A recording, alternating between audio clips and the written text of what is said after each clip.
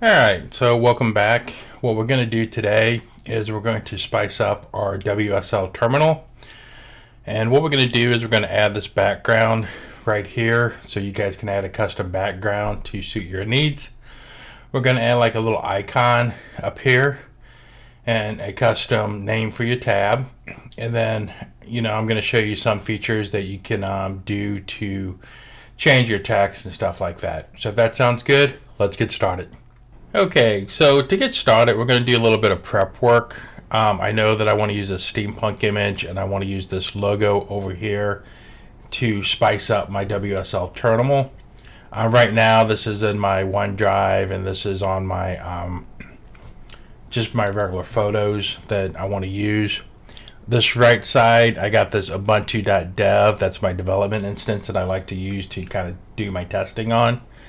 And if I go up here to my home directory, and I have this madtc74 for my home, and I'm going to go to my .config file, fast fetch images, and you can put this anywhere you want in your WSL. This is just where I'm putting mine at. And then I'm going to copy over this steampunk image because I want to use it, and I'm going to copy over this madtc logo that I want to use it. Now that we have those over there, now we're kind of ready to kind of create our WSL and kind of spice that up a little bit. Okay, so the first thing we want to do is open up our command prompt. And here we are at the command prompt.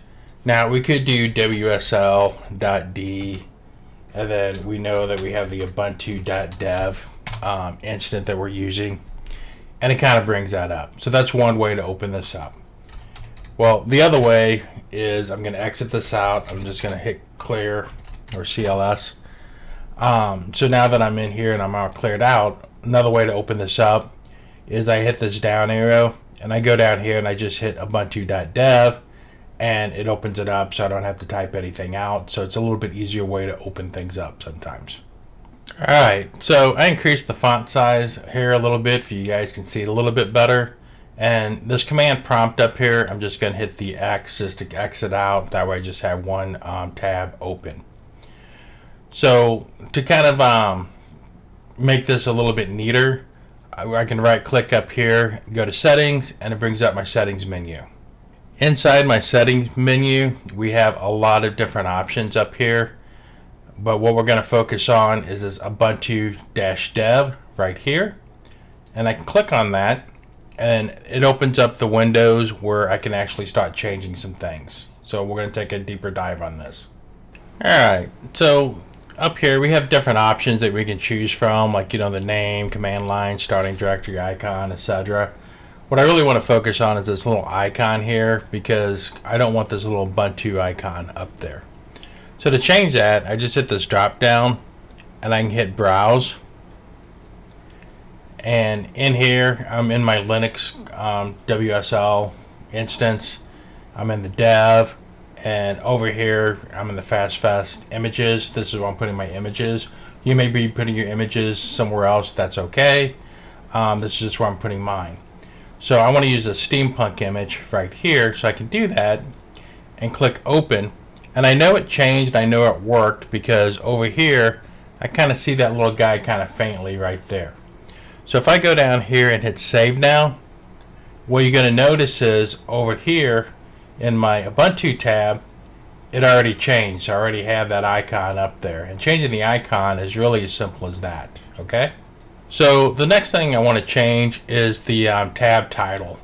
I don't want it to say Ubuntu-dev. Okay? So down here, I have the tab title. I can hit this drop down. And I can do like mad TC Tech. Just like that, and type that in, and if you notice it says Ubuntu-dev up there, but once I come down here to the bottom right and hit save, that's going to change to madtc-tech. So now I have madtc tech. I got the little icon, so it looks really nice. Okay, so what else can we do? Okay, so right now, if I go back over here, I got this purple. I had it black earlier. I just changed it back to the default just for you can see the difference. So the default's kind of like this purplish color, which I don't like. So if I go down here to the settings, what we can end up doing is go down here to the additional settings in the appearance. And we have this color scheme, and if I click on this color scheme, I can hit the down, and these are different colors I can choose from. So I could do like solarized light, for example, and it kind of gives me this kind of brief setting right up here that kind of shows me what it looks like, and I can hit save. And now if I go back to my regular one, to my tab, it has that color in there, so I can sit there and change the color scheme just like that. Okay, I personally like this Tango Dark, so I'm going to click this Tango Dark and hit save. And then if I go back over here, it kind of gives me that little dark instance, and I really like this. So this is the one that I'm going to go with. Okay. So another thing we can do is we can change the font face. So if I want a different, font, I could sit there and do that. So if I wanted to go with this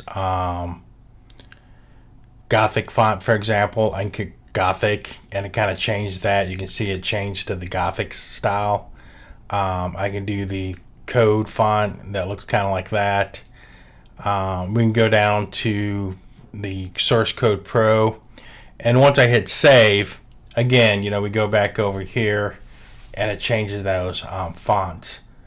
What I like to do is I don't really like to change my fonts. I like to keep them kind of default, so I'm going to keep mine at the Ubuntu Mono.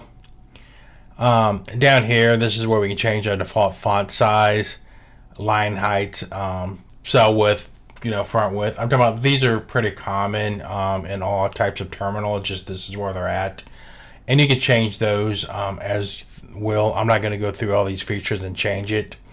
One thing I do want to show you, this retro terminal effect. It's kind of cool. So what happens is if I turn this on and I hit save, what's going to happen is it kind of gives you that old CRT type look. So if I go over here, it kind of has that all fuzzy CRT type looking.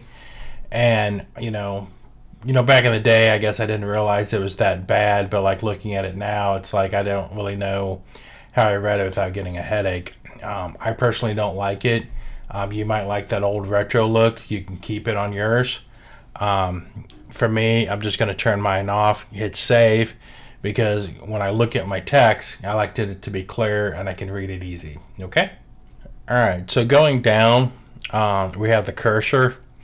So the thing about the cursor that's kind of cool is this is the old box, right? If I wanted that old line, that vintage line, that kind of dash, I can select that. And I can change the cursor height if I want to. I'm going to keep mine in default. I don't want mine white, I want mine green. So I'm going to hit the drop down here for the cursor color, hit this green color, and then I'm going to hit save. And it kind of shows you that it changed the cursor up here. But if I want to look at it on my tab, I can go back up here and it's already changed. So I got that little green blinking tab right there. So it kind of gives me that more old vibe. So if that's something you're looking for, you can set yours up like that as well. So going back to settings, what we're going to end up doing is we're going to look at the background image. So I can go down to the background image and hit the drop down, and I can browse. And I'm using my MadTC logo like right up there. I'm going to hit open. And I keep it uniform to fill. You can change that to like different ones. I'm just keeping mine uniform to fill. The image alignment, I want mine center. And then here's the background image opacity. By default, it's 100%. But if I hit save, this is kind of what it looks like. And if I go over here to the MadTC Tech, it kind of overwrites everything, and I don't really like the way that looks. So what I'll like to do is go back to the settings and then change this capacity down to like maybe 45 and hit save. And now if I go back and take a look at it, it's like behind my text, so it kind of like looks neater, and it's kind of reading, and it's not overpowering. So if you have a darker image or an image that's really overpowering, you could really lower that transparency to kind of get that look and feel that you need. So let's go back to settings, see what else we can do. Okay, so the last thing I'm going to show you down here inside the GUI is if I go all the way down to the bottom, I got this other transparency, and I can lower this down to like 28%, for example, and hit save.